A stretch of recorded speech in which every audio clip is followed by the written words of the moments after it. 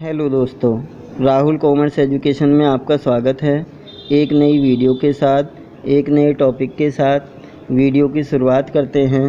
Average payment period, औसत भुगतान अवधि। वह अवधि जिसकी गणना से ज्ञात होता है कि उधार क्रय किए गए माल का भुगतान लेनदारों को कितने समय के बाद किया जाएगा। औसत भुगतान अवधि जैसा कि इसके नाम से ज्ञात होता है कि उधार क्रय किए गए माल का भुगतान लेनदार को करना है और वह कितने समय के बाद करना है, इसी की गणना करने के लिए हमें औसत भुगतान तिथि निकालनी होती है। लेनदार वह व्यक्ति या व्यापारिक संस्था है जिससे हम उधार माल क्रय करते हैं और भविष्य में ऐसे व्यक्ति को भुगतान करना होता है।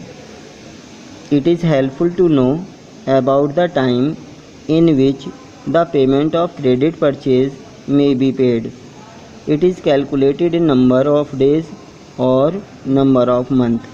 इसकी गणना दिनों में की जाती है या फिर महीनों में की जाती है। इसकी गणना किस प्रकार करनी है वो भी हमें समझना है। एवरेज पेमेंट पीरियड, औसत भुगतान अवधि, जिसके लिए हमें एक फॉर्मूले का यूज़ करना होता है।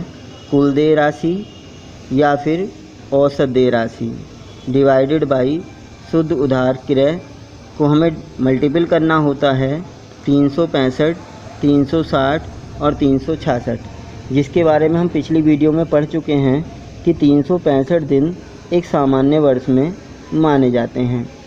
360 दिन उस वर्ष में माने जाते हैं जिसमें औसत दिनों की संख्या एक माह में 30 मानी जाती है, और 366 दिन उस वर्ष में माने जाते हैं जो एक लीप वर्ष होता है, जो डिवाइडेड बाई 4 होता है और 4 वर्ष के बाद एक लीप वर्ष आता है।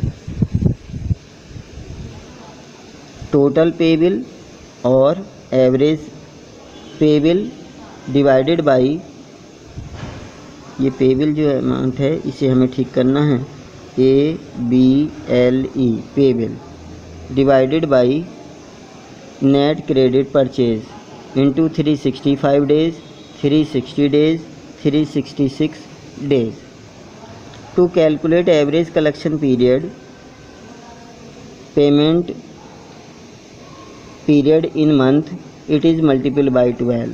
मासिक गणना करने के लिए इसे 12 से गुणा की जाती है। अब औसत भुगतान अवधि कैसे निकाली जाती है उसे भी हमें एग्जाम्पल द्वारा समझना है। For example, total purchase 2 lakh, cash purchase 50,000, purchase return 30,000। तो नेट क्रेडिट परचेज कैसे निकलेगी उसके बारे में हम जानते हैं।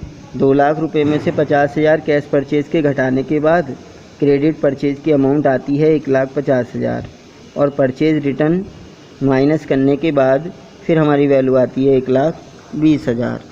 तो 1,20,000 रुपये की वैल्यू हमने फाइंड आउट की है नेट क्रेडिट परचेज के नाम से।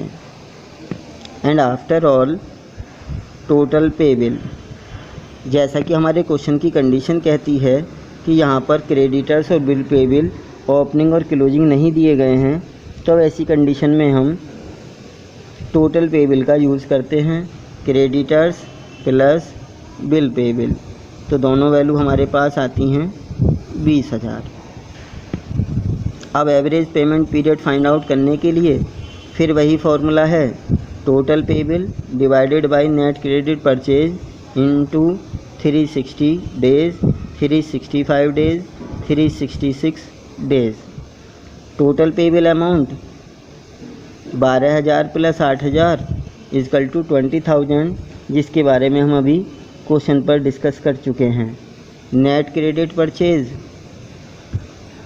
2 lakh cash purchase minus 2 lakh total purchase minus 50,000 cash purchase minus 30,000 purchase return, और after all 1,20,000 net credit purchase.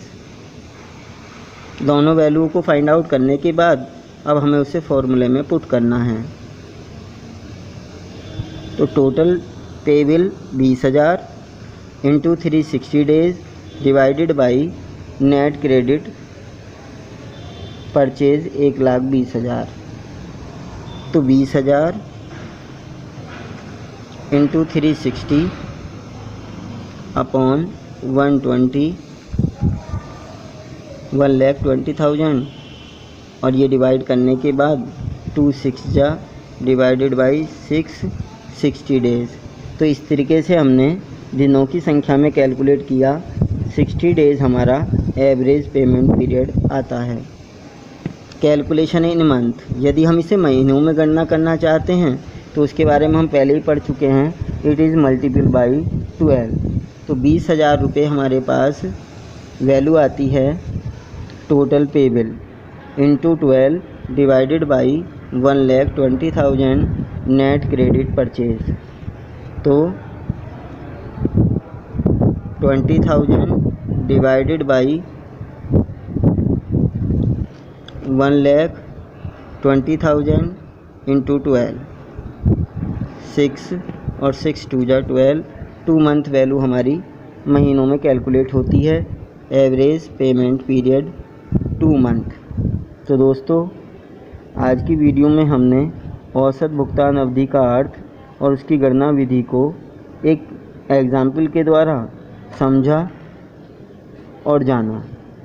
यदि दोस्तों आपको यह वीडियो अच्छी लगी हो तो ऐसी वीडियो आगे देखने के लिए चैनल को सब्सक्राइब करें, वीडियो को लाइक करें तथा अपने दोस्तों में ज़्यादा से ज़्यादा शेयर करें ताकि वे भी भविष्य में इसका लाभ उठा सकें। धन्यवाद।